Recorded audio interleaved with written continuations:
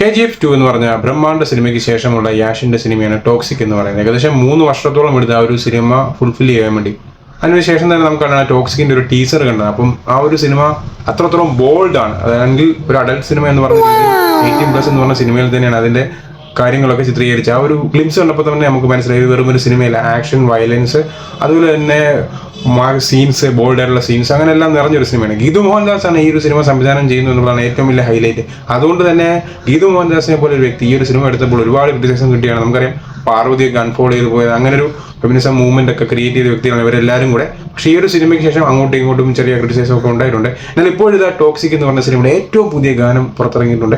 ആ ഒരു സിനിമയിൽ കിയാറയും യാഷും തമ്മിലുള്ള ഒരു കെമിസ്ട്രിയാണ്, ഒരു ലവ് റിലേഷനാണ് കാണിക്കുന്നത്. പക്ഷേ അതിലൊരു എല്ലാം 18+ സീൻസ് തന്നെ അത്രയ്ക്കും ബോൾഡായിട്ടാണ് ഒരു ഗാനരംഗം ചിത്രീകരിച്ചിരിക്കുന്നത് എന്ന് പറയുന്നത്. അപ്പോൾ ഒരുപക്ഷെ ഈ ഒരു പാട്ടും കൂടെ ഇറങ്ങിക്കഴിയുമ്പോൾ പലർക്കും കിളി പോകുന്ന ആ പേര് സൂചിപ്പിക്കുന്നത് തന്നെ ഹൈലി ടോക്സിക് ആണോ എല്ലാ രീതിയും എന്നുള്ളത് കണ്ട് തന്നെ അറിയേണ്ടിയിരിക്കുന്നത്. എന്താണ് നിങ്ങളുടെ ഒരു അഭിപ്രായം എന്നുള്ളത് കമന്റ് ചെയ്യാൻ മറക്കല്ലേ.